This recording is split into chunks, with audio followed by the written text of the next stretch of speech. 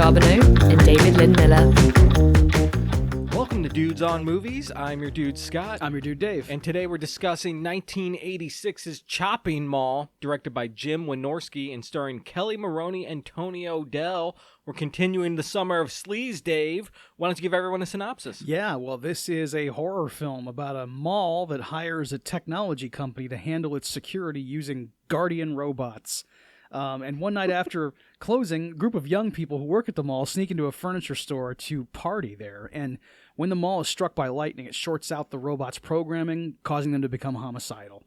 The movie's about murdering young people, but it's also a commentary on like 80s consumerism. And it just has a lot of the qualifications that make the cut for Sleaze Month. So here we are. Yes, it does. And I picked this one out for our fantastic month we're having here. And the reason I did is because it rules. Yes, that's why. I mean, it has all the greatness of a campy 80s teen murder film. Yes. It has everything you need in it. There's a bunch of cheesy acting. There's cheesy kills. There's good kills. There's good acting. Yeah. And it has weird robots that roam around that don't make sense.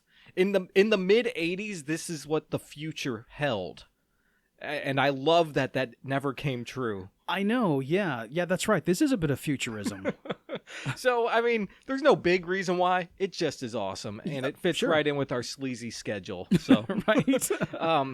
Did you have a lot of experience with this film, Dave? So I've seen it a couple times, and it always puts me in a good mood. Me too. You know, especially when it gets started, you're just like, oh man, yeah, this is gonna be a good time. It can't help but not put a smile on your face when you watch Chopping Mall. Right. Yeah. And I mean, I forget the name of the DVD company. It's an old DVD, and it's a 4x3 picture, and okay. It's like a old rip of an old VHS or so. It's a horrible quality print, and I love it. Nice. But I mean, the movie, it's pretty straightforward. I mean, you did mention it does comment on consumerism, and it is funny too. It has like some dark comedy to it, and that gives it some kind of an edge. Yes, and when you're watching it after you become a cinephile, and you start to notice all of the references it has, and you know the history behind it, and you know who Julie Corman is, you're like, oh man, okay, this is it's going to hit you exactly where you need to be hit. Yeah, and I think I love that about it too. All the Roger Corman stuff that's in it, and the like all the callbacks to his films. There's things in it, and I also think that the teens, I like that they actually take action in the film. And they're not just being picked off one by one and are completely stupid and helpless. Right. I really like that about the film. I remember that the first time I saw it, I was like, holy crap, they're actually doing stuff. That's true. They have agency. Yes, they do. Right. Sometimes it doesn't work. Well, yeah. A lot of times it doesn't work. They're not great at defending themselves. Well, you're going up against the protectors. I think that's what they're called, the protector bots or something. Right. So, yeah, they're damn near invincible. There was one other thing, too, before we get started. I read that Julie Corman had a deal with Vestron to make a horror movie set in a mall. And that's just such a cool 80s B-movie arrangement. Yeah. Like, that's a back-of-the-napkin type contract. Yeah, and I mean, they hired, what's his name? Jim Wynorski. Yes. And he wrote it, and it was kind of based on something he saw from the 50s, I think. Yeah. And I don't remember the name of it, but there's also another film that everyone said he like blatantly copied, but he says he's never even heard of that one. Now, I did hear about that, Okay. yeah. And the movie that he based it on was called Gog. Gog? Yeah, okay. I've never heard of this movie, and I've not seen it. You probably can't see it anywhere. Yeah, me neither. But and also, some more fun facts, I guess. The film was originally called Killbots.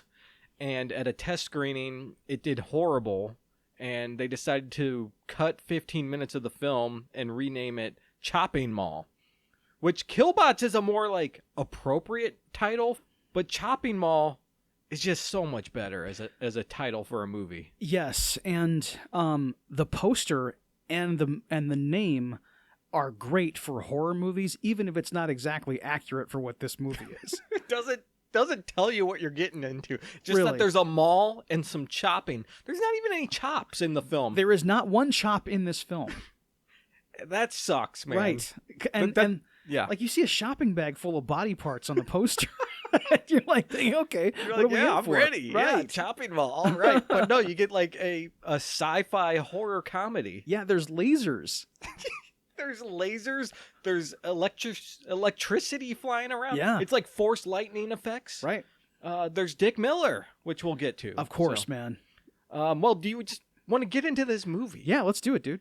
Okay. So it opens up with some crook breaking into a jewelry store. Yes. I know, this ruffian, dude. This guy's robbing some jewelry at the mall. It's an empty mall. It must be after hours, right? And so he's breaking into like the counter at K's, and he's taking all this stuff. And he starts running away through the mall, and this robot appears.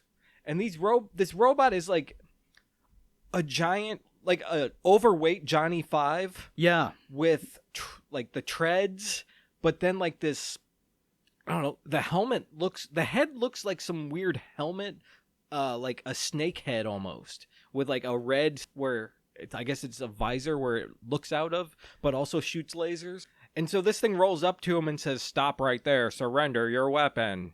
The crook does not surrender.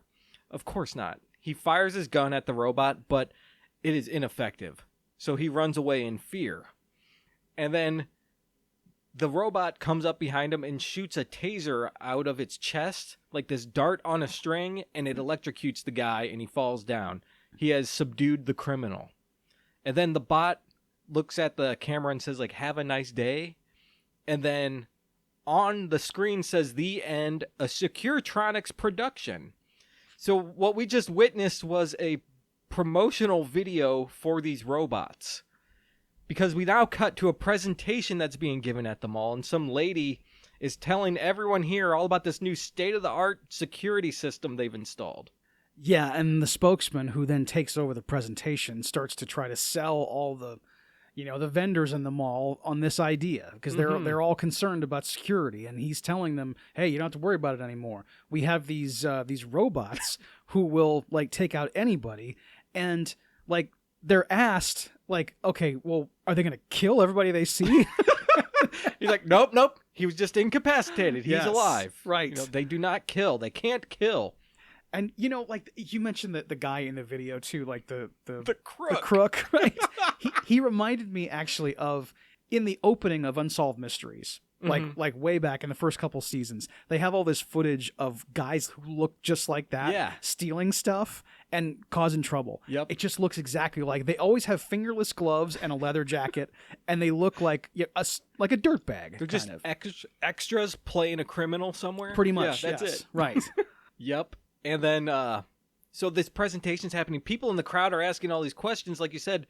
And in the crowd are Paul Bartel and Mary Woronov. Mary Woronov, yeah. And, they've been in Corman stuff before. And, I think Bartel was friends with them in all this. Yeah. And so this is just one of the many, like homages to Corman's history that is in this film. Yes, and they're reprising their characters, Paul and Mary Bland. Yes, from Eating Raoul. Raoul. Yes. It's Paul Bartel's earlier film.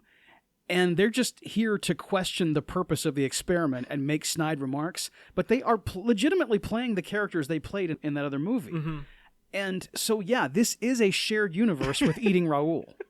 It totally is, right? I mean, it's awesome. Pretty cool. And then, like, they keep saying the snide remarks. I heard they improv'd all these lines, too. Yes. They just made them up. And there's one that's great. Mary says something like, "Well, maybe we can use these robots at the restaurant."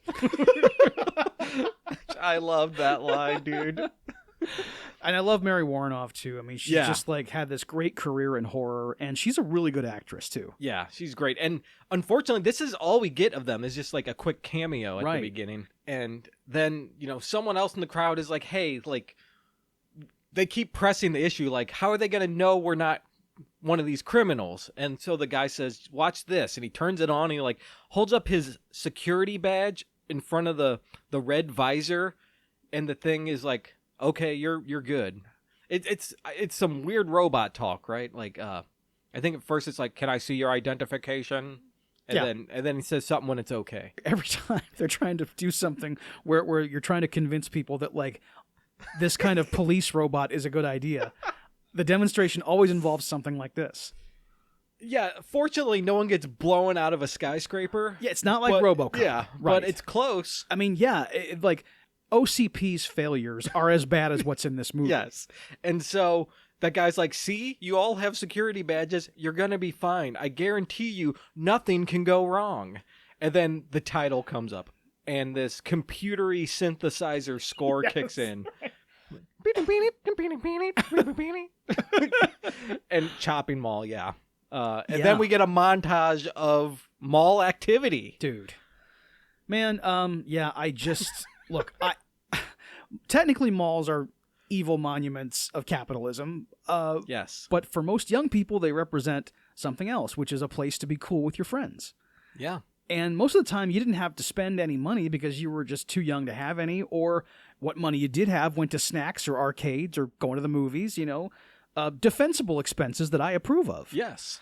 So, like, mall montages, I mean, like, I could watch them all day long. Me too. And this one rules because the movie came out in 86. It was probably filmed in 85, yes. I imagine. With Corman, it was probably 2 weeks before it came out. That's true. And so, I mean, this has to be real people in the mall, right? Like, yeah. There's people in the food court. Like, there's a kid on a skateboard. There's babes in bikinis going to a bikini contest. Yeah, they're having a beauty contest at the mall. Like, people are spilling Cokes on people accidentally. Like, this man. is everything that can happen at the mall is happening now. The lady with the big tray of food and all the soft drinks trying to get through the food court, and she's met with all these obstacles. And you think she's made it, and she gets to her table, and then the slightest thing that she should have been able to avoid just topples everything over, and she spills everything. Happens every time. Yep. Come on. on. You knew it was coming. You're at the mall. It's a risk. That's true. Right? And someone's probably laughing at you. One of my all-time mall memories, I was about 7 years old, and I'm down on the lower level at the ice skating rink, and I'm just leaning on the railing, and I look up, and a piece of ice hits me in the eye. Oh! And it hurt like a son of a bitch. I bet. And I'm just bawling my eyes out. Oh my God, I think I'm dying, you know? Yeah. And my Aunt Brenda is she's about 16 at the time, and let me see. And then she looks up, and I look up, and with my good eye, I see this dude who looks like Vince Neil. And he was the one who threw the ice. And my Aunt Brenda charges up the escalator and just rushes this dude. Oh my God. And yeah, great Vince stuff. Neil? Yeah, That's awesome.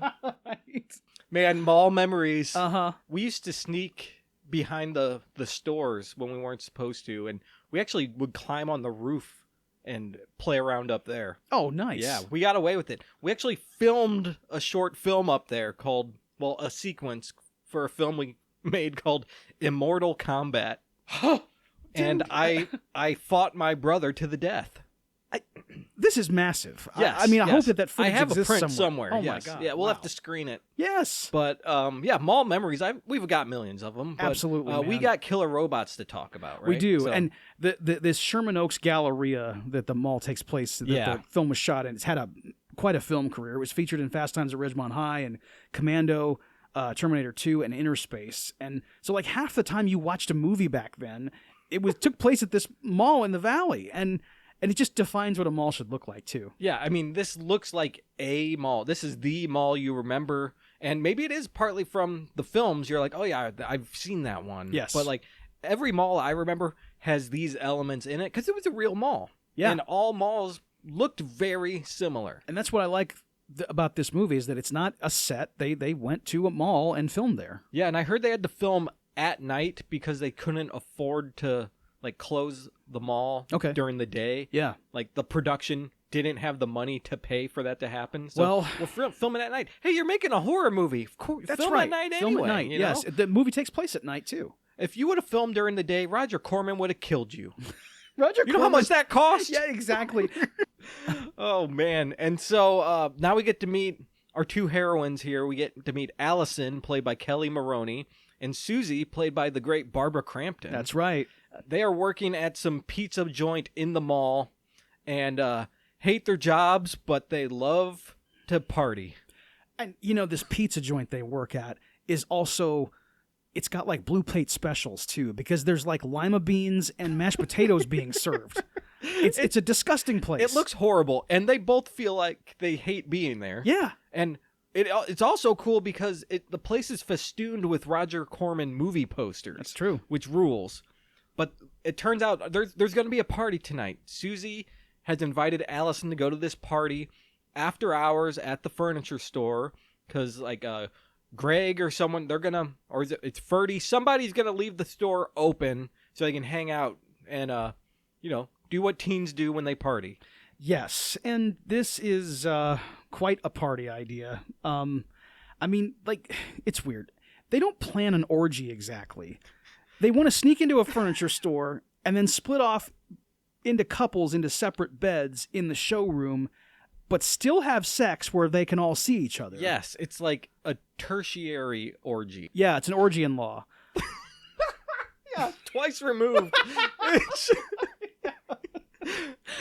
Yeah, it doesn't count. It's a sex party, not an orgy. A sex party. That's what we'll call it. And I think that like Greg and Mike probably hope it becomes an orgy, but even if it doesn't, still got some. Like, I think 66% of the people there want an orgy. For sure. That's probably what's going to... I mean, they could have their own orgy while Ferdy and Allison watch monster movies. I mean, they could, fine. but it has to be everyone has to turn their keys at the same time. So it's just the odds are against you. I don't know, man. It's Chopping Mall. It could happen. Anything can happen at the mall. We all know this. Of course. And so we find out about the party. Allison is hesitant, and then we get to see a security guard in the computer room, I think, that controls all the robots. He's sitting down looking at a nudie magazine. Because that's all security guards do in these movies. So every movie that Barbara Crampton's been in, security guards, that's what they like to do. Right? And so he's got the centerfold out, and while he's looking at it, lightning just so happens to hit the building. And it fries the computer a little bit, making these robots evil. And one of them activate and starts to kind of make noises, and the guard kind of hears it and looks, and the bot goes silent because it knows it might get caught. Yes. And he keeps looking at his nudie magazine, and then the bot gets close and stabs him through the magazine and into his neck. I guess they have these like robotic grip arms that can stab people. Yeah. And they literally are like those plastic grip extender things you can buy. That's literally what they use to make these robots. It's weird, too, because, this guy, we keep calling him the security guard, but I guess technically he's also the technician for the robot technician. Yeah, maybe that's what he is. Because, when Garrett Graham replaces him later, he looks like he works in a lab. He's got a white coat on and everything. You're there to maintain the robots, too. So, this guy was a scientist who was reading skin mags. No one's above it, I no, guess. So, no, of course not. But, yeah... not on company time. Not on company time. You shouldn't be doing it. Right. But yeah, I guess they work for Securetronics or whatever the company was called. Securetronics. They man these bots. But nope, the bots have just killed this guy. Yes. And they remain in the room, I guess. Yeah. They don't go anywhere yet. But they're activated and they're now evil. Yes, they are. And so now we get to meet some of the guys in the film. We get Ferdy, played by Tony O'Dell. Mike, played by John Terlesky. And Greg, played by Nick Segal. And they're all working in the furniture store together. Right. And Tony O'Dell, he was everywhere in the 80s, and you've seen him in a million things, you just didn't know it. Yeah. He was in Head of the Class, which was probably his most famous role. But then he's also a Cobra Kai. Yeah. He's the guy who never speaks. He's always around Bobby, Johnny, and Tommy, and Dutch. Yep. But he's the brown belt who never talks. You see him come into the tournament, in the All Valley when Daniel is having trouble with his gi, and they all come in to taunt him, and Dutch starts hassling him. Yeah. You see, there's Jimmy coming in, but he has no lines. Apparently, all his lines got cut from that movie. Poor guy. That sucks. That really sucks because that's an iconic movie. Of course, you would be remembered as a Cobra Kai forever. And he's in tons of scenes, and he should be remembered as one of the Cobras. He's like the fifth Beatle, man. Yeah, I know, this that's sucks. Right. Exactly. But I'll tell you what. He will always go down in history as Ferdy. He is awesome in this movie. He is, absolutely, yeah. Ferdy is a great character. And the thing is, I don't know that I've heard the name Ferdy in any other Me context. neither. I thought it was Freddy forever, and I know. it's Ferdy. Because the first time I saw this movie, I thought it would be like Qube in Wet Hot American Summer. Like, we get a reveal that his name was like Roger Ferdstein or something. Yeah. It's not. It's just Ferdy is his real first name. Maybe they spelled it wrong on the birth certificate. It could be, yeah. And so they're talking about the party. Ferdy is like kind of the uptight guy. He just wants like to make sure they don't get in trouble, and he's unsure about this because he's supposed to meet Allison, who he's never met, and it's like this blind date he's been set up on. Yes. And the other guys are just like the horniest people in the world, and they're just like, Ferdy, chill. It's gonna be fine. And Mike, I mean, like, he's not exactly a bad guy. No, but he seems like a big dumb idiot. He is. He looks like a bad guy, and he's very horny, and that makes him, like, I guess, villainous in some way. But he's actually okay. Yeah, he's chewing that gum. Yes. Yeah. And like when he ends up going to meet Leslie at her job, and then Leslie's father walks in, like it's so perfect because this guy he hates Mike. I know. Mike is like all up on Leslie, played by Susie Slater, and he's like, "Baby, I can't wait for tonight." And her I guess she works at her dad's store, and the dad walks up and he's like, "What can't you wait for, Mike?" And he's like, And of course Leslie has to be like, "Oh, we can't wait to go to the game tonight," or whatever. Makes up some excuse, and he's not buying it. He doesn't and Mike's believe just a word chewing of it. his gum and smiling. Man, and look, dude, you can't chew gum like that and not look obnoxious. I know he's got it like in the side of his mouth, and his mouth is he's open just as he like chews. gnawing it. Yeah. It reminds me of like when Shawn Michaels would cut promos in the mid-90s. It was this. Oh yeah, dude. Yeah, that's totally what this is. Right. He predates Shawn Michaels. He does. That's awesome. This guy was heel Shawn Michaels before Shawn Michaels. Yeah, and so now we get to meet two other people. We're introducing a lot of characters here. Yep. The movie is only 75 minutes long. Yeah. So this movie goes at a clip. Yeah. Although I will say, for a movie that's only 76 minutes long, it does drag in places. Yeah, a little bit. There's some a couple spots. times where, in the second half especially, if like no one's partying or being killed, you're like, okay, let's. I can think of a couple scenes, and we'll get there and mention them when we get there. But yeah, so now we get to meet a couple, like a newlyweds, I guess. Right. Linda, played by Carrie Emerson, and Rick, played by Russell Todd. They're having car trouble, and that's our introduction to them. Rick's trying to jumpstart the car or something, or fix the engine while she's behind the wheel, and she's like, "Hey, can I just try it now?" And he's like reluctantly lets her go to the engine, and she fixes it right away. And I think they have some kind of like body shop or something, because they mentioned something later about their shop and how they're going to owe money or something. Right, I don't right. know. But all this car work and shenanigans gets them all riled up. They are ready for this party, man. Yeah, they're newlyweds, and she shows him like this bra she's gonna wear. He's like, oh, and he just watched her, like fix that alternator. So he's really excited, dude. I mean, this is true for people. Like, cars will horn people up. I mean, it really happens. Yeah, it does. Not fixing cars usually, maybe not this like beater truck they're in either. Well, yeah, it's a '77 Chevy Blazer, and every one of those, by the time you had one in the '80s, was this. Yeah, like right. it ran really rough, and oh man, it's like it's Gone in 60 Seconds. They like all want to have sex by cars, like Nicolas Cage and Angelina Jolie and stuff. Right. Like Crash.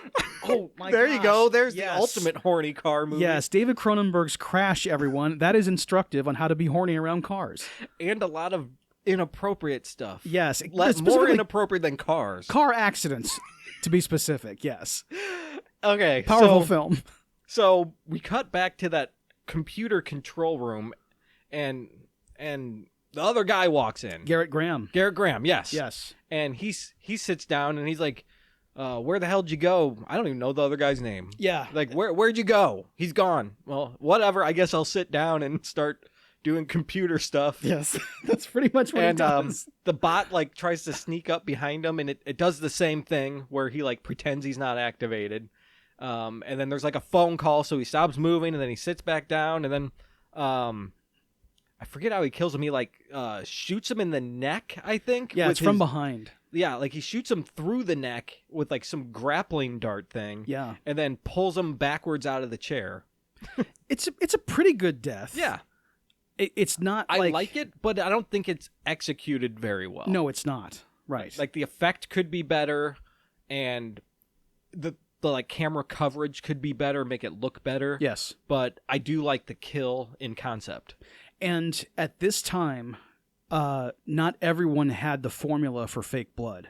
According to Tom Savini, like nobody had it until Dick Smith shared it with everybody. Okay. Because he was the one who came up with the formula. Like when you watch Dawn of the Dead, even Savini's like, amazing effects. Like it's one thing he really regrets about that movie is when you see someone get stabbed, all this red house paint comes out of the wound. It's not like the corn syrup stuff. Exactly. Yeah. Yeah. So, but yeah, the kill is good though. It's a good kill. So it's a good Right. kill. And then we cut to the party. We're all here partying. Yes. It's going on now. Yeah, and like Ferdy and Allison, like the two blind date people, they've been fixed up and they're getting along. They've been introduced, and they've paired off. Everyone is in separate areas after having drank a lot of booze and stuff, and they're having sex in different beds. But Allison and Ferdy are watching old horror movies over on the couch. Yeah, and it's going really well. They're watching Roger Corman's Attack of the Crab Monsters. Right. Another callback here, another reference. Yeah. And they're actually having like a very nice date, which Yes. is great. And they're when they first meet, you can see there's already like a connection. Like instantly, they both see each other and they're like, "Oh my god, Right. I didn't expect to find someone like you. This is great." Yeah, and they're both pretty cute. They're both good looking, Yeah. and then they're sitting there. They both like the monster movies. They both don't want to be there. Like they're connecting on a lot of levels here. And what's great about it too is that like for you know right away that like okay, Kelly's probably the final girl. Yeah, like Allison, I should say. Allison, yeah, Yes. they're the chaste people. Yes. Yeah. But like as chaste as they are, she also like makes moves on Ferdy right away. Yeah, they make out a little bit. Uh-huh. Yeah, like they're not above doing a little something, but Pretty good. Yeah, they're not into this like almost orgy, Maybe they are. Maybe they just got to warm up a little bit. The rest, maybe it's because they haven't met each other, right? These other people are established couples. Yeah. So they're ready to fuck anywhere. That's true. Right? That's true. Maybe if the events of this movie hadn't taken place, it would have gotten to the part where like, okay, maybe Allison and Ferdy would have paired off, and then maybe, Greg and Mike's wishes also would have come true eventually. Maybe, I don't know. The bots are now roaming the mall. Yeah. And they're looking, they even like drive past. We like see them all activate. There's 3 of them, and they each patrol like one floor of the mall. And they can't go like in the stores is what was established earlier, which is completely forgotten about in this film. It is, yes. But they do notice everyone getting down in this furniture store and just drive by, Right. They're just protecting the mall, not in the store. Yes, and the only living things outside of the stores right now are the janitorial staff and the technician that they just killed. So, yeah, Garrett Graham is dead. Yeah. But another famous actor is still very much alive. Oh, yeah. Janitor Walter Paisley. That's right. Played by the great Dick Miller. Man, a legend. And that's Dude. another reference to that, like, obviously Dick Miller's name in the movie is Walter Paisley, and that's the same character he played in A Bucket of Blood. Yeah. He played it in like 7 different movies. A Bucket of Blood, and then in 1959, Hollywood Boulevard 1976, The Howling in 1981, Twilight Zone the movie in 1983, Chopping Mall, Night of the Creeps in 86, and Shake, Rattle, and Rock in 94. All characters named Walter Paisley who are unrelated to each other. It's not the same character. Right. It's just different characters with the same name played by the same actor. That's Which is great. pretty cool. That's so cool. It's just a running thing. Yeah. And like he was in like Joe Dante's a lot of these are Joe Dante movies, and Yep. he was in those. And Dante was a protege of Corman, so like Dick Miller was all over this stuff. Yes. And I love that I didn't know about this till researching for this episode, that he played these characters in all these movies. I didn't notice the same name was used in all those movies. Even though I've seen many of them, I somehow only noticed A Bucket of Blood and Chopping Mall. Right, and some of them aren't specifically credited Walter Paisley. Like, sometimes it's just Walt or something. Or the character doesn't even have a name, but he's wearing a tag that says Walt or something on it. It's implied that this is Walter Paisley. So cool. Yeah, and so, like, he's out mopping the floor, and then 2 real security guards who are leaving the mall, they're giving him shit, which apparently they give him all the time. So he's, like, mumbling under his breath about how he hates these guys and stuff. And then one of these bots roll up to him and starts, like, beeping at him and asking him for his identification. And he's like, what the fuck are you talking about? Like, I work here, leave me alone. And then eventually he, like, shows him the ID badge, but it doesn't work.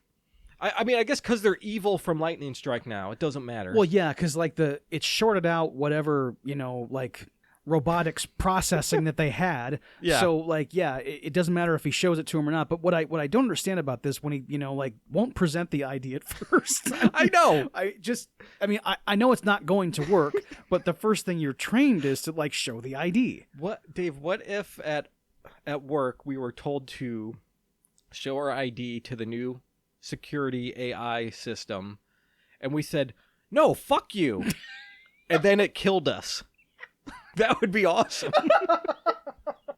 It would be awesome. You're right. That would be a way to go, right?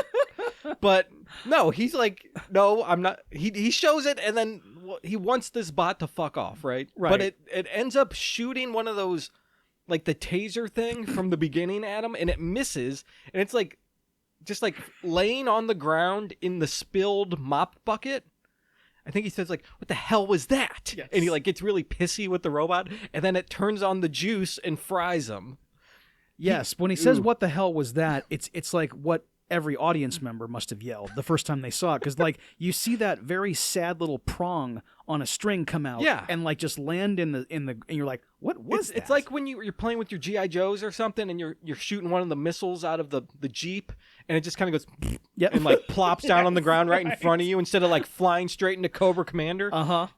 It's a weak launch. It looked like a dud. Yes. And yeah. But it was strategic. Exactly. It knew what it was doing. Because it zapped him with the water on the floor, and you get force lightning going through Dick Miller. Which, as cool as an image as it is, and like, I love Dick Miller selling the death. Yeah. Exactly. Yeah. Good stuff. When it's a horror movie, especially in the 80s, I want lots of blood. Yes. I don't want electrocutions. And if I get electrocutions, I want, like, smoke, like flesh falling off. Yeah, I want melting flesh and stuff. Yes, I agree. This is an R-rated horror movie, and it should be a little... And you have Dick Miller. If you have Dick Miller in your movie and you're going to kill him, then do something cool. Yeah. I think the effects are a little weak. We already mentioned, like, the neck killing and stuff. There's one effect that is really good that comes up soon. Yeah. And I think all the budget went to that, probably. They show it to you twice. Yes. Once when it happens and once in the credit. That's maybe the funniest credit I've ever seen. It is pretty good. Yes. But anyways, he's dead now. And these bots, we know they're killing anyone they see now. And so we go back to sexy time and, like, we get a lot of gratuitous stuff here too. Yeah. Barbara Crampton is making out with Greg, and because she works at the pizza place, he says something like, "Oh, you smell like pepperoni," and she kind of gets offended by it. Yeah. And stands up, and he's like, "Well, wait a minute, I like pepperoni," and then she gets all, like, ready to fuck now because he said that, and she's standing up, like, in the middle of the frame, facing the camera. He's on the couch behind her. And she immediately is like, okay, that was a great line, and she starts to take her top off. And this is literally framed so the audience can look at her boobs. Like, there's no reason she's doing this. Yes, like, you are supposed to look at Barbara Crampton's, nice breasts. Yes. And it's fine. Mission accomplished. Yeah, exactly. Yeah. Great. But, like, yeah, this is not how she would do this if she was having sex with this man. Yeah, and then she does turn around and then get back on top of him. Right. And then we cut to Mike and Leslie, and they're laying in bed. I guess they've finished round 1, and she wants a cigarette real bad, but there are none. And Mike is like trying to go in for seconds, right? And she's like, there's nothing I want more than a cigarette right now. And he's like, fine, I think there's some Camels in the back or something. She's like, no, I'm not smoking Camels. I only smoke Virginia Slims.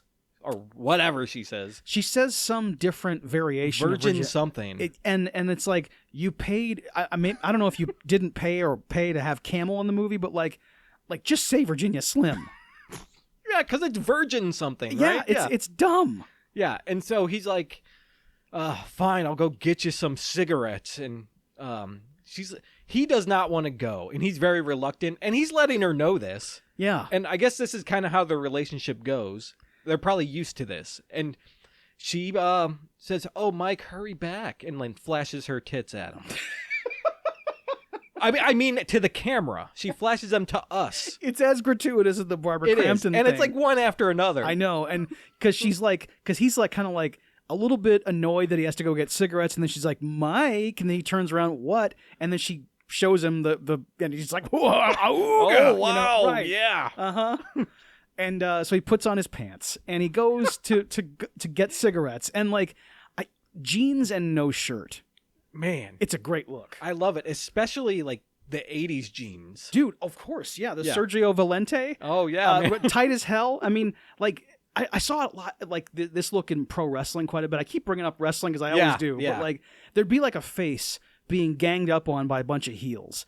And then you'd hear the crowd pop, and the heels would run away like cowards, and the face's friends were now here to save him, fresh from the locker room, and they look like this. Yeah. They're in jeans and no shirt. And no belt either.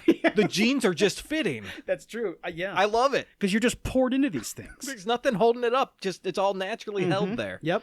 Yeah, and so he has to leave and roam the mall and find a coin-operated cigarette machine, which is a relic of the past. If a 16-year-old watched Chopping Mall, like, they might not know what this is.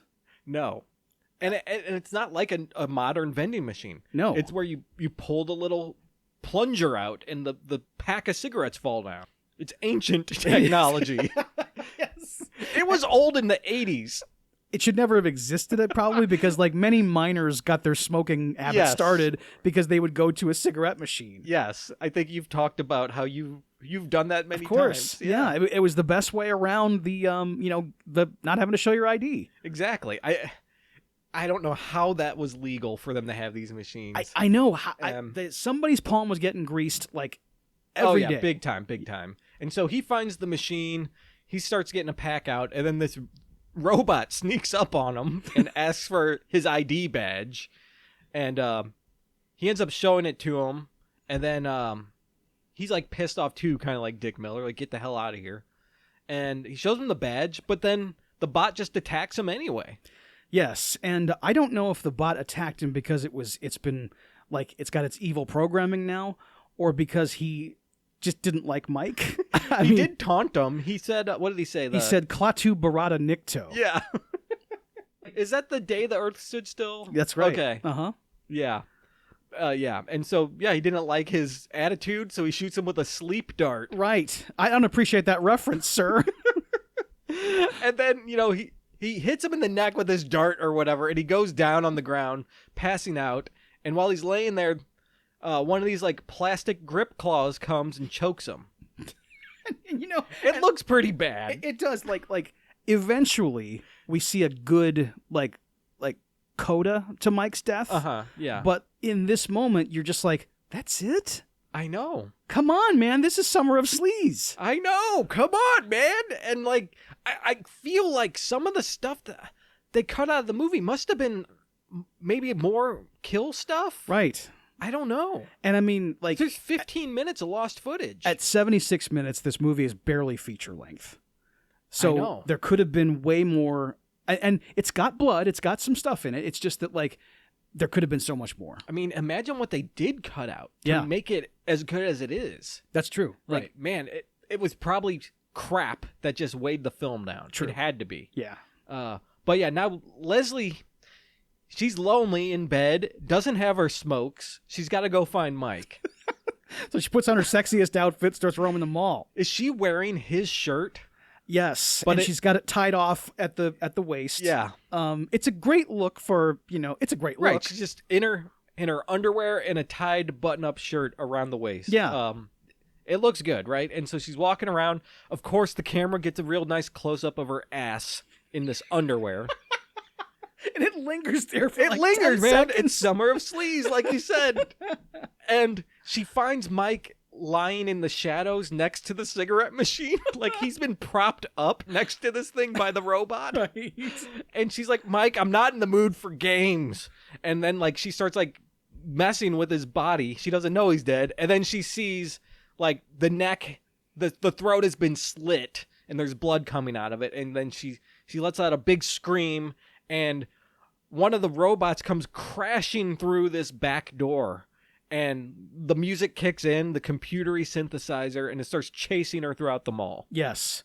And she is running through the mall, like just behaving like a scream queen would. Oh, yeah. She's going to trip over a log in the woods. Like, It's all going to happen. Right. Yeah. And eventually, she gets chased down in front of the store that they're all, partying in. Right. Dodging these lasers. Exactly. Yeah. And the remaining 6 people are behind the glass watching her screaming, and they want to help her, but they see the oncoming robot.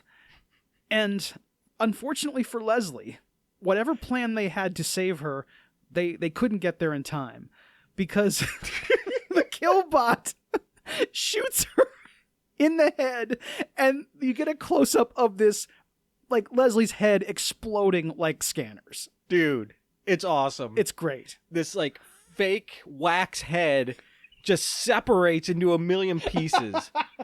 And if I remember correctly, there's not a ton of blood either. There's just like parts. There's parts and maybe a little blood, You see but some it's not blood like drip an down. explosion or anything, like a geyser. There's Right. nothing like that, which you would expect. But yeah, her head blows into pieces. And this is the effect we were alluding to a little bit ago. This is where all the money for Right. gore went to. This fake head exploding. And it's a good effect. It looks good. Yes. It's shocking. Uh-huh. I really appreciate that because at this point we've got nothing but weak kills. Yes. And then all of a sudden, blam! And it's right in front of your friends. And they all are horrified. I mean, The they're reactions 6 are feet great. away. They're like, Yes. oh, holy shit! Jesus. Nothing can prepare you to see that. Of course Even not. if you know what's going to happen, you're not going to be prepared for it. And like, I really appreciate also the filmmaking behind getting Susie Slater and having her face on camera, and then in the next frame, it's the exploding head. I mean, like, they have her right there, and Yeah. it looks like her. And they lined it up really good because sometimes when they do that thing, you see it kind of like jerk a little bit, Yes. and it looks really inconsistent. This one looks pretty good.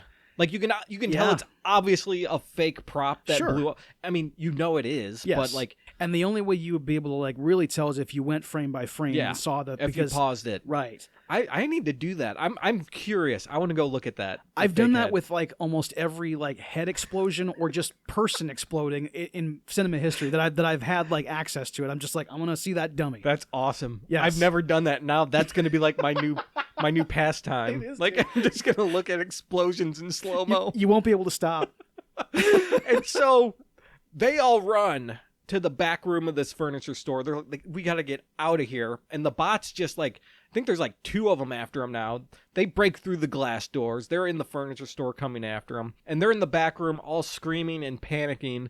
And I think everyone in the film is doing a great job of being panicked. Like Yes. everyone's doing really good, especially Barbara Crampton, who is just like the best. Like I we know. already gushed about how great of an actress she is on the Reanimator episode. Right. And, like she does the same thing here. All of her like freakouts and stuff, she's amazing. She knows how to make you think she's scared. Yep. And so like the plan here is before they break in to the back door, they're going to go through the vent system to get to the parking garage and then try to escape the building. But they forgot about, and I guess we forgot to mention, there's new and improved massive security doors that shut down the entire mall. Yes. These things are like giant bank vaults that won't let anyone in or out. Yes, like blast doors that come crashing down. Exactly. This is like Death Star level doorways. Right. And so they end up closing and they can't get out. But they tell the girls to still go through to the go to the parking garage anyway. Right. And I think that's still a pretty good plan. I agree. Get down there. Yeah, go through the vents and get to the parking garage. But before the guys can get into the vent, the robots end up breaking down the door and the guys just run away. Yeah. So I think now's a good time for a break, Dave. Okay. Why don't we take one? We'll come back and see what happens. Sure.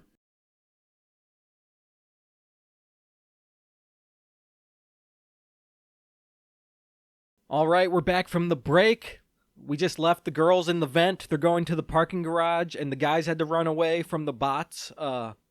And they do. They escape somehow because they end up coming out another door. I don't know why they put the girls in the vent if they could have just went this other way. Yeah. But they're out, they've escaped, and they end up... Is this where they go to a sporting goods store and they arm themselves? Yes, they do. They go to Peck and Paw's Sporting Goods. Yes, named after Sam. And they start like getting all this because I mean, in the 80s at a sporting goods store, you could just buy ammunition right off the shelf. It didn't matter. Right. You could buy anything as long as they had it. Now they're armed. How old are you? Doesn't matter. No, this is America. This is freedom right here, man. Yeah. So, yeah, now they're armed, and someone says something smart. I think it's Rick says, like, let's go Rambo those fuckers or something like that. Yeah. And so they go out, and the three of them, they've got, like, I don't know, they got, like, assault rifles, pistols. They've also got some propane tanks. Yeah, they've brought these little propane tanks with them so that they can do a Jaws to them. Yes, which, I mean, like, okay.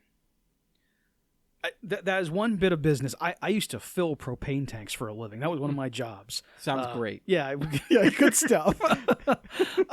When you have filled the tank, like it now weighs a deal, you know? They're heavy. Right. Yeah. You can't just run through a mall with it with also a rifle. These aren't like giant like grill size ones, but they're still like it's a 5-gallon tank. They're still good. Yeah, that's 40 pounds.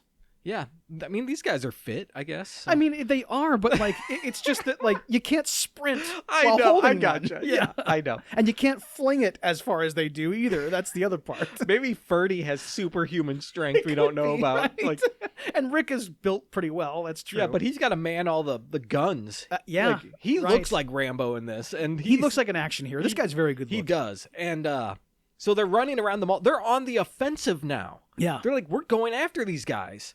And so they're running around the mall trying to get their attention, and they're just armed to the teeth. And then they ultimately run into these killbots, and they start having a shootout. Like, there's lasers flying everywhere, and they're standing there just spraying bullets at everything. And the killbots are bad shots. They have, like, stormtrooper aim. Yeah, that's how they programmed them, I guess. Right. Rick is standing still. He's doing the British Army move. He is, right? He's not moving. He's a redcoat. He's just approaching him slowly. Yeah. He's a redcoat. Yeah, so they end up like not killing the one killbot, but like wounding it, I guess. And then Ferdy throws that propane tank, you know, it lands at the front of the killbot, and then they fire at the propane tank and it explodes. Like I said, it's the Jaws ending. You don't want to fire weapons at a propane tank, obviously. That's not safe. No. But I don't think it just explodes on impact. Like, I don't think so. I mean, because it's just there's got to be a spark at least, or maybe the heat from the bullet hitting the metal like ignites it. I don't know. Didn't Mythbusters do this? I don't they, know. Busted this myth? I don't know. Yeah. Anyway, one robot is down now. Right. It's blown to some pieces, and it's lying there on the ground. And then they go off and try to find the rest of them. And then we catch up with the girls in this vent. It's like Die Hard. Like, why does every building have a huge vents? I've never seen vents this big. I have. You have? Yeah. Okay, they're like it does people-sized vents? Yes. Okay, all right. I guess it's a huge building. Like, right. You need huge vents. The shop I used to work in had like this McLean-sized vents. Did you ever climb in them? I never did. No. You think they would support your weight? I don't think they would. I don't That's think the other so. thing, right? Because I mean, they're just like really thin, like just tin. The the only thing that's supposed to be in there is air. I Like, know. That's what it's like, made you're for. not It's made for supposed to. air and rats. Right, exactly. And so, like, Barbara Crampton is still freaking out Right. in the vent, and it's Allison and Linda. Yeah. They're still trying. They're trying to calm down Susie, but she can't calm down. She's freaking out. She needs to get out of this vent, and she wants to help the guys. Right. Like, she's and worried about Greg, her boyfriend. she's being frantic about it, and it's not really. It's not really rational. Like when she starts talking about like how Greg Yeah. needs my help. She's just Yeah. freaking out because of the situation. She's freaking out. She's probably feeling claustrophobic in this Yeah. vent. The heat is definitely not helping. Yeah. Yeah. She's definitely irrational. And she's just like, I'm getting out of here whether you guys come or not. And she leaves the vent, but the girls follow her. Right. And I guess they go to some store with weapons also because they get gasoline tanks and start stuffing like cloth in it. So they're going to have some makeshift bombs. These red gas cans that they've now like stuffed cloth into, and they're gonna huck that at the robots Now, if they like, see them. Is a mall allowed to sell pre-filled gas cans? Absolutely not. Right next to the road flares? No, I don't think so. Oh, and that's the other thing too. Is Allison takes one of the road flares and just puts it down her shirt, and like they want you to like look at this. Hey, remember that she did this. Yeah, remember she has this road flare, Right. everybody. And then we see the guys. I don't know who came up with this idea to climb on top of the elevator and like rig a bomb and think that would be the most appropriate use of their resources to take these bots down. So Rick is the one that does it, right? I mean, he's actually the one he on like the elevator. climbs up there. I think Greg goes up with him too. Ferdy like has to hack into the elevator or something. I don't know. Because I think he has some computer skills. He does, yeah. But yeah, they're like up on this the top of an elevator. It's one of those. It's not a boxed in elevator. It's like the ones that are exterior walls of the mall Yeah. that go up and down, like a bank tube. Yeah, kinda? it looks like a pneumatic tube going up and down. Yeah. Yeah. So they're on the outside of this on the roof, rigging some kind of explosive. Yeah, and I don't remember everything about this sequence and like what happens first, but I just remember that at one point, like some of the people are up on the second level looking down at the elevator, and and the one robot ends up on the elevator next to the propane tank. Yeah, I think like I forget exactly how it happens, but the killbot we thought was dead ends up coming back to life. Yes. I guess it has a self-repair system, and it's back. Yes. I mean, you had 2 other killbots. You don't need to I know. repair. It's really I dumb. don't. Whatever. Yeah. But this one ends up coming after the girls because the guys thought it was dead. I guess this one's alive now, and it found the girls. And they start running and screaming from the killbots, and I think the guys hear this and like go to help, but before they get there, the bot shoots Susie, Barbara Crampton, like in the leg or something, and she goes down, and Right. she's freaking out, and she's like trying to like crawl her way to safety, and I guess somehow they like throw the bomb at the killbot and it doesn't like kill it, but Susie ends up catching on fire. I forget how it plays out. Yeah, I don't But- remember exactly how it is either, but yeah, Susie took one in the leg and then caught on fire. Maybe the killbot shoots the bomb she's holding. I wish I It's could something remember. like that. I've seen this movie like 3 times and I can't remember. That always burns my ass when I can't come up with the information. It's all right, but it's a cool kill. Yes. It's cool. And so like the guys finally arrive and Greg starts shooting at the robot, and then they all run away and they lure it into that elevator. Like I think Rick lures it in. He climbs to the top. I think they're all trying to shoot the propane tank now to blow up the elevator. And they can't hit They it. can't hit it, but then is it Allison Yes. who grabs the gun? She grabs it and she hits it. She has like perfect aim. Great aim, man. I guess finally that one killbot is now neutralized. Yeah, because the elevator then fell down to the Yes. first floor and crashed, and I guess it's dead, right? Yeah, I guess. What are the rules here? Right, who knows? Anyway, now they all run and take like refuge in like the pizza parlor, I think. And Greg, like I don't think this is a bad scene, But all the action's over with for a moment. And, you know, in a movie that's just going nonstop, you do need a moment to breathe. And this is trying to do that. And Greg is sitting there, and he's upset with Allison that she let Susie leave the vent, and now she's dead, and she was burned alive and stuff, and it's your fault. She's like, he's holding this grudge against Allison. I like that they let one of the characters grieve. Yeah. Because, like, you don't get enough of that in horror movies. Most of the time, like, the group just, like, moves on and they hide from the killer and they're just worried about getting killed themselves. They don't, like, worry about, you know, their friends who have just been murdered in front of them. Nick Siegel is good in the scene, but I just don't think it's very well written the way he turns on everybody. Yeah, it comes out of nowhere. Right. And, like, there was no character trait to establish he might have this in him or anything like that. Which you don't need to establish something beforehand, but you do need to have it come out here a little more, like, I mean, just well thought out. Yeah. But I do like the idea that he's upset and he's blaming people for this. Yeah. Like, because that's his reaction in this stressful situation. And I think that, I mean, if he obviously was in love with Susie and he just watched her, get killed like this, I mean, that would be devastating. Yeah. And so Ferdy says something about how they have to go to the third floor to turn off the computer to destroy the bots or something like that. And then we get Greg sitting on the floor and he says, "Computer, huh? Crash the fucker." It's a weird scene because it starts with, like, the blaming and stuff and the grief, and then it turns into this, like, action hero one-liner thing. So, like, it's all over the place. Yeah, Greg has a full character arc within the same scene, pretty much. Yes. And so then we cut to them running through the mall, and, like, they're going up one of the giant escalators at the mall, you know? And he gets up to the third floor. Greg is up there, and he's like, "It's all clear." Dude. And then immediately, a killbot grabs him and throws him from the third floor to the first floor. And when he gets to the top, yells, "It's all clear," and, like, the killbot doesn't even sneak up on him. He's looking at it when he says it's all clear. It's right there. I mean, this guy is really stupid. But yeah, he gets chucked off this balcony, dude. Right. And we get, like, the aftermath of his death, because we then see, like, the Nick Siegel, you know, like, in a twisted heap, and there's, like, a bunch of blood pooling around his head. Yeah. But again, it's weak.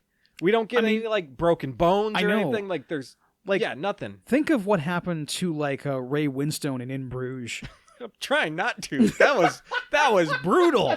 You're right. And maybe a fall from, like, 3 stories wouldn't be that bad. Right. But like, it just, I need a pink mist to come up. Oh God, yeah, dude. You mean Brendan Gleeson? Brendan Gleeson. Yeah. I'm sorry. Yeah. Yes. Still, I don't want to think about that either. Right. Yes.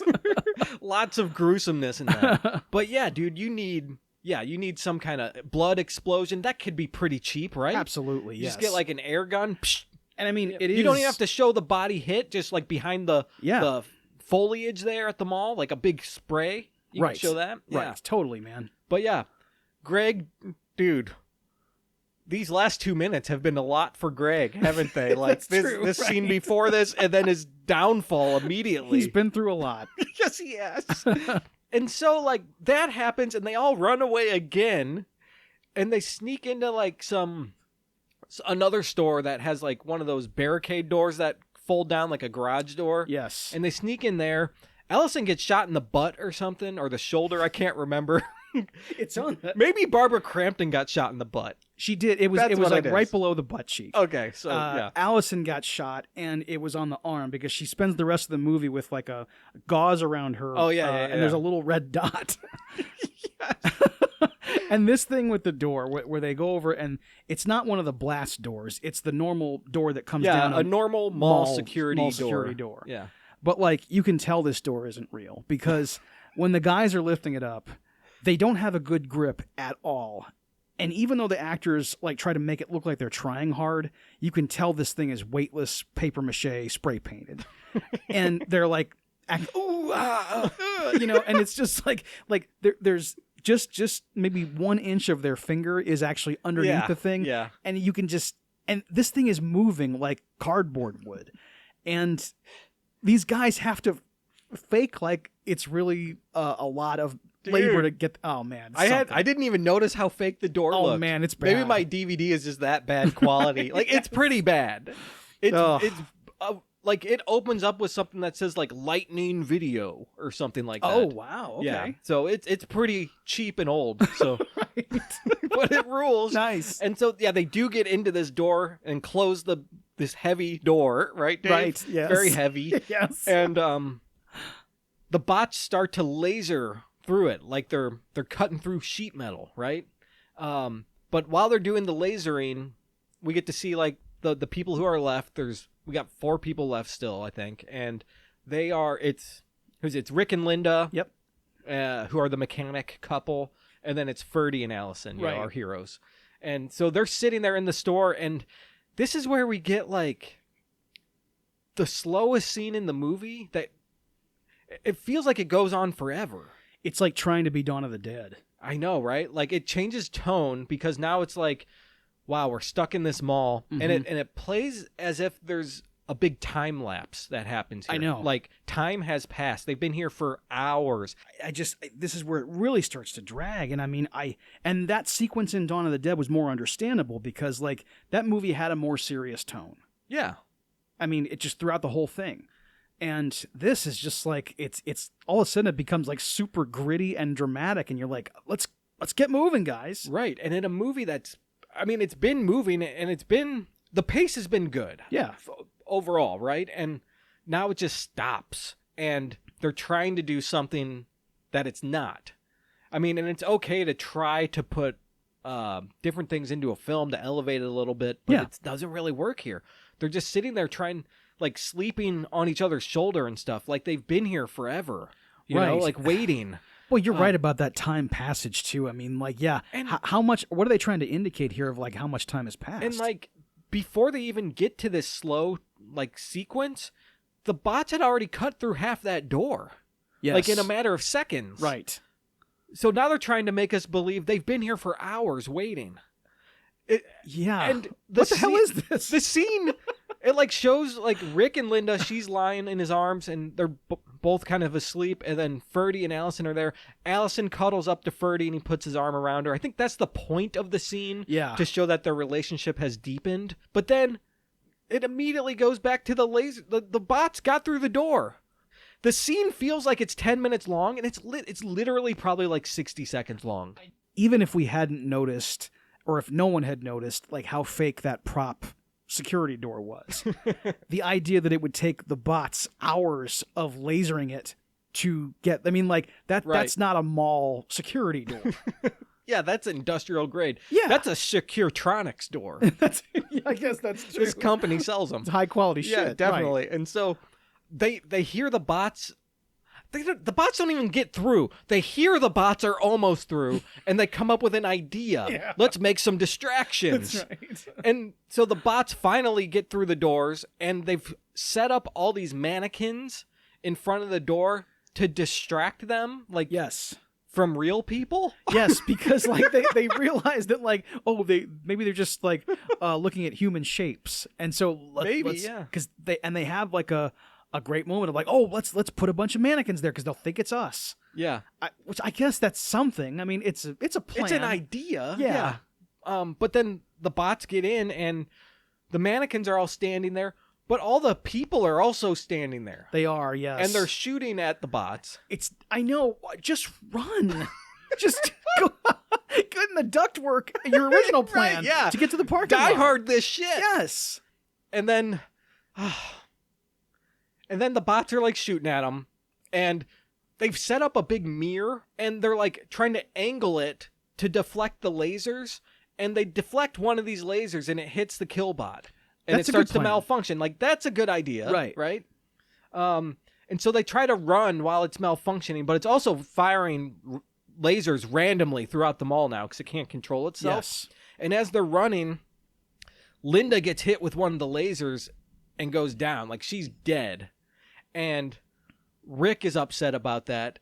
and starts to scream like, "Oh no, Linda!" And he does the stupidest thing. He like gets on, for some reason, he gets onto one of these like little mall security carts, like a I don't know what you call these things, like a little scooter cart thing almost. Yeah. And he rides it. He looks like a toddler. He rides it into this killbot yelling, "You son of a bitch!" Oh. But he's only going like 5 miles an hour and travels 12 feet. And then he hits the killbot and he gets electrocuted, but it also kills the killbot. So he sacrificed himself to kill the bot that killed Linda. You're right. He crashed into it very slowly, It's an Austin Powers cart. You're right, yes. And he's going that fast. And he yells, "You son of a bitch!" And then I think Ferdy goes, "No, Rick!" It's the dumbest thing ever. Look, I'm sorry. You know, Ferdy, if I saw you doing this, like, I would just clothesline you. I would just walk up and be like, "No, stop, let's go." Right. Or that. Or maybe that'll work too. Right, yeah, like... But if I couldn't stop you from doing this dumb plan, I mean, like, at some point I just have to, like, yes, okay, I'm going to physically remove you from the situation. This kind of sacrifice can work in a movie like this, right? But it's not even set up at all. No, you have to set it up. You have to establish there's this cart. It also has to be a cart that is dangerous. You have to show it being fast or something. Maybe early in the film with the montage, you saw some, like, jerk kids playing around with it and, like, knocking shit over or something, or... Yeah, you got to do something here instead of just randomly it's here and they do the stupidest thing possible. Right. It's one of the dumbest moves from a smart character ever. Yeah, because before this, like, Rick had been very capable. But yeah, he's dead. He met his end. Yeah. So now we're left with Allison and Ferdy. And I guess they got away because the bot's dead. There's one bot left, I think. There is one bot left. And so they decide we got to find the computer. That was the plan. We'll use it and shut them down. And they decide to split up. Even though Allison says it's a dumb idea. Or maybe Ferdy says it's a dumb idea. I think Ferdy says it because originally, like, she had proposed everyone splitting up earlier and they all shot it down. Yeah. And now that it's just two of them, she wants to do it again. Ferdy, I just want to be on my own right now. You're smothering me with this relationship. Come on, I need space. That could be it. Maybe Ferdy's a bit needy. Maybe he is. But her logic is there's only two of us left. We've got to cover this whole floor to find the computer. We've got to split up. Yeah. It's the only way. It's not. I still don't think it is. It's not. Just both of you hold hands if you need to and run to the computer. Yes, there you go. Skip to the computer. It's fine. You're in love. Yes. And you'll be, and look, it's safe. You cover each other. Come on. God. So they Splitting split up. And Allison ends up going down some hallway and into like some back room or something. And she sees that this door has like creaked open a little bit. And she's holding like a pipe or something as her weapon. And she goes up to the door and she opens it and it's just like a closet stuffed with a bunch of junk. So it's almost like it's a fake out, right? Like I thought the bot might be there. So she starts walking into this other room filled with a bunch of junk. And she walks through this pathway and gets to like some kind of dead end. And then the bot appears right behind her as she turns around. This is what I was mentioning earlier. Like, even during the demonstration, whenever a bot would move, it'd be like, oh my gosh. I mean, these are remote controlled, like real RC bots someone built. And there's a guy on set controlling this with, some remote control. Yes. And it's big and it's clunky. It can't sneak up on anybody. You can't. You could hear it a mile away. And so, like, the bot shows up and she screams. And then Ferdy appears and shoots the bot in the face with his dirty hairy pistol. Yes, it's like a Magnum pistol that he's got, and he shoots it in the face. I think he even says like he's seen Dirty Harry like 12 times or something like that. And it's not the Dirty Harry gun. That's the other. It's not a 44 Magnum with like the long barrel. Yeah, it doesn't have the barrel. I think it's close to it, right? I mean, like, it doesn't have the extended barrel, right? But it's an actual like revolver. He thinks he's cool though with it still, and he shoots this bot in the face, like right in the red visor. And then the bot says, laser malfunction. So now the audience knows he can't shoot lasers anymore. Right. And I guess they're able to get away from the bot because he has a laser malfunction. Right. Now Allison's yeah. safe, and the bot starts chasing Ferdy. And they go out into the mall common area. Yeah. Now, how does Ferdy get... So he's shooting his gun at the bot. Yeah. And he runs out of ammo, and then he ends up... And then he like throws the gun at it. Throws the gun and then he grabs like a fire extinguisher or something and throws it at the bot. But I mean, it's ineffective. Yeah. And the bot, it's like a massive fire extinguisher. This thing's huge. And then the bot grabs it with his little grippy arm and flings it at Ferdy, and it hits him like in the chest and like knocks him out. And it's supposed to be, it's played as if he's been murdered. Like, yes. Like this giant fire extinguisher hit him in the chest and killed him. And when he's on the ground, just like before with Greg, it's the same kind of thing where like the blood is pooling like under his head. He looks like he's dead. Yes. And again, weak kill. Very much so. Very yes. weak kill. Everybody, he's not dead, just so you know it. Yeah, spoiler alert. So it's a weak... This is weak for a reason. That's true, but like... It's obvious. He's got a massive head wound. I know, this guy's hemorrhaging. Right. So now it's just Allison, and she's being chased around the mall, and she ends up in a pet store, which... Thank God this robot didn't kill the pets. You're thinking that the first time you see it. Yes, right. And by the way, everybody, adopt, don't shop. Pet stores are freaking evil. I mean, that is just that. You see little dogs in little glass boxes in a mall. That's bullshit. Yeah. And so this store is called the Little Shop of Pets in tribute to Little Shop of Horrors, the Roger Corman film. And also starring Dick Miller. Yes. And she goes in, and isn't Jack Nicholson in that? Yes. Yeah. He plays like the same role that Bill Murray would play in the musical in 86. And so she hides under some shelf behind some dog food, and the bot comes in and like knocks over all these like glass cases filled with snakes and tarantulas, and they start crawling all over Allison, and she's doing her best not to freak out. Yes. And she does hold it in. So I decided to check it out this time because I wanted to see how like Kelly Maroney did with these like live spiders. And there's a couple of them crawling on her. You can see it's happening. Yeah. But like when the bot decides to leave because he can't find her, she like comes out from the shelf and like the spider just falls off of her. Yeah, there's like one on her arm. Yeah, and it just falls on the ground. So was the one that fell off just a fake puppet spider? It must have been. Okay, it looked fake. Yeah, it did. Because the other ones were like they were black. Moving. They were crawling. Yes, and they had different colors on them too. Like the body had some gold in there and stuff. Yeah, these were real. I thought they looked real, and even the snake was slithering. Yes. That's a real snake. Yes, like, and this was really happening to Kelly Maroney too. I mean, like she had to like lay there and let spiders and snakes crawl on her. Yep. Cool. Right. Have you ever had like spiders or snakes crawling on you? So when I was a kid, they took us to the zoo and had us like handle these large bird-eating spiders to like get us over our fear, and it had the opposite effect, really. Now you're more afraid. Right, exactly. Yeah, I've like held a tarantula and stuff before, and like I've held snakes, and I've had snakes like around my neck and stuff, and like just hanging out on me. Yeah, but I've never been in a situation where they're just randomly on me all over my body. No, and where you had to like keep quiet. Yeah, and hope it doesn't go up the pant leg or something. Yeah, exactly. Like that's my worst fear, really. Like something getting in my pants and I can't. Oh, I know you can't see it, and there's a risk of it biting. Yeah, like that's terrifying because it might bite you out of fear. Yeah, because how do you get it out? You have to remain calm. Yes, and like try to get it out. That's a tough situation. Yeah, spiders are scary. But Kelly Maroney handles it like a champ here. Yep. And for some reason, she gets scared by another pet. I forget what happens. It's like a bird chirp at her, or she sees something and screams. Yes. I don't know what it is. And then the robot hears that and continues to chase her. At some point, she ends up like going over the railing, and she's hanging there. Yeah. So that the robot can't find her. But like she's starting to lose her grip.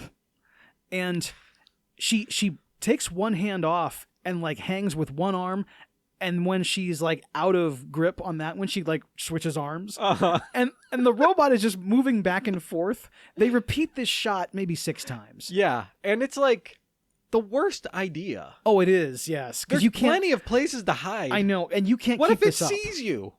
It's going to see her. Absolutely. You can't run. No, the only thing you can do is what happens to her, because you have to go down. Yeah. She ends up losing her grip. Right. Not because of the robot. She just, because it was a dumb idea to hang here. Yes. And she drops. And fortunately, there's like a tent below her, which I think was maybe part of that presentation from earlier in the day. Yeah. And she lands on this tent. And I do appreciate that she does take some damage here. Like she's limping. She can like hardly walk now because she like hurt her leg and stuff. Yeah, you don't just survive a fall like this. Like the only thing I don't like about the fall either is that like when she loses her grip, you would just go straight down. Instead, she like goes parallel to the ground. Right. And she falls back first into the tent. Yeah. Because it was a stunt drop. Yeah, yes. Right. But it's just funny to watch like Kelly Maroney's body falling because they just like, that's not how she fell. That's true. But she doesn't. She limps away from this and ends up going to a paint store. I'm just laughing because the idea that it ends in a paint store is so funny to me. And so she gets in and she sees, oh my God, there's a lot of flammable shit in here. Uh-huh. So she starts like dumping paint. We get like a big like action hero montage of her prepping the trap. Yeah. All this flammable crap, dumping it all over the store. The bot is coming towards her and she like taunts it to like get it to come in, you know? And as it comes in, it starts slipping and sliding on all the paint on the ground and can't control itself.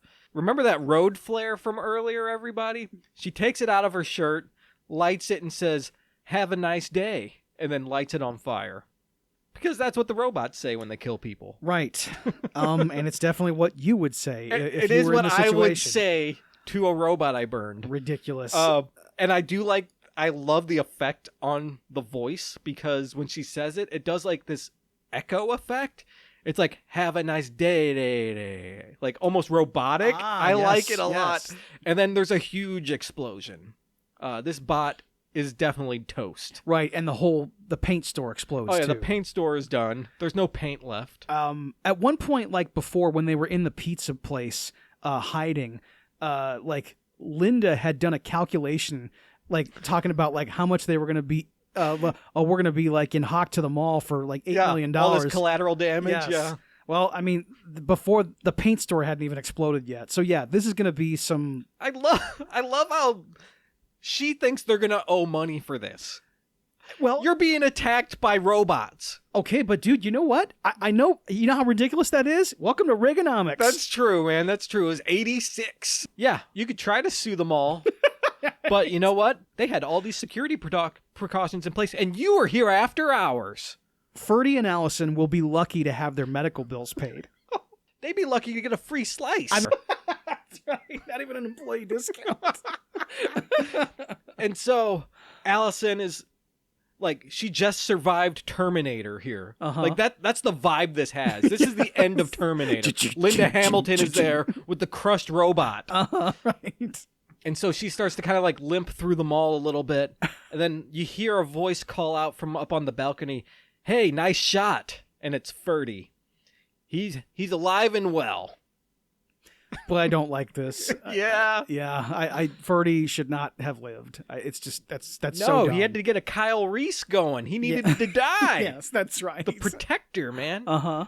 They embrace in the middle of the mall, and they're under like the big part with the tall ceilings and the glass roof, and like there's sunlight coming in. So I guess the day is almost here. Yes. Like the day is coming, and I think the doors open at 6 a.m. Those like Death Star doors. Yes. But that's the end of the movie, really. Like they hug, we pan up to the sky, and that's it. Right. And then the credits sequence starts. Yes. And, you know, we always stick around for the credits because we know we're movie people. So, you know, you respectfully sit through the credits. Mm-hmm. And, you know, you're not always rewarded. And I don't mean for like, you know, stingers or anything like that, because that's whatever. But, you know, sometimes a movie will end with, before the screen goes black and the credit crawl starts, sometimes you get a montage of the cast, like at the end of Predator. Yeah. That's one of the more famous ones. That's the one that had like a very sitcom-y feel. Yeah. And then there's the one in Dune that we made fun of, which is just like everybody's screen test. Yeah. This is not that, but it goes through every actor, and you see like one of their reaction shots, and it ends on Susie Slater. Everybody else is just a clip from the movie, them like laughing or something. Susie Slater, you see her head explode. Yep. With her credit on screen. We're showing it again. And like everyone does like something like they're giving a delivery and then it freezes on them for a moment and says their name. This one, it's the head, boom, and it freezes. Susie Slater. That rules, man. It's great, isn't it? It's great. And then like God, I just thought about MASH now too, with the end credit when they show I forget the actress naked again during her scene. Sally Kellerman is naked in her credit. Yes, this is way better. Show a head explosion, absolutely. Not nudity. Yes, come on. But yeah, and then there is a post-credits scene where one of the bots rolls up to the camera and says, "Thank you, have a nice day." Right. Which is, I mean, that's okay, I guess. I feel like it's suiting for a film like this. Yeah, it's fine. We know what we're doing. The film knows it's not serious, right? Right. And I think it's good. I mean, it's nothing you got to stick around for or anything like. No. It's not like the joke at the end of Ferris Bueller, right? Where it's actually pretty funny and clever, I think. Yeah, this is just like 2 seconds of a robot saying "Thank you, have a nice day." we got to get that robot in there one last time. We paid money for these things. That's right. We built them out of like broken wheelchairs and treadmill parts. Like Roger Corman is over there tapping his watch. And making like the money sign with his fingers. I did hear they made 5 robots for this. 2 of them weren't functional, but they could be like stand-ins or like pulled around with like ropes and stuff. Okay. And the other 3 were functional. Only one was like remote controlled. Other ones had like wire to them and stuff. Okay. But like they were really controlled on set by puppeteers and things like that. So that's pretty cool. I love when they do that stuff, man. And so I also heard like James Wan is interested in remaking this. It would be pretty brutal, I imagine. Oh man, you would get way more of what we've been missing. Yes. You would get awesome deaths. For sure. Yeah, so that is the end of the movie. Dave, Yes. do you have anything else? I mentioned the fake mall door, like the mall security store door. Right. But during the sequence where the robots chase the kids through the store, like right after Leslie's head explodes, the robots they're chasing him through, and then Rick looks back, and he angrily turns a card table over in the robot's direction. But I think the table was just a prop because like it looked super flimsy and it didn't really go anywhere. So when Russell Todd picks it up, it just kind of, he's got, you know, and the table just falls over. Dude, I have to watch that again. Oh man, I gotta watch for it. Yes, dude. And then the other things were just some 80s items I noticed. Barbara Crampton wears Guess jeans, and you know, best. Yeah. You always knew they were Guess because they had that iconic white triangle on the back right pocket, you know. Red label for girls, green for boys.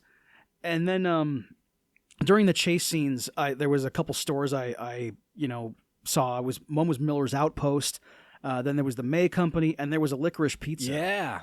Awesome. Yeah. Pretty cool. Licorice Pizza, man. And then the last thing was on Rick and Linda's Blazer. The driver's side quarter window has an LA Raiders decal. I was like, that rules, man. That's awesome. Yep.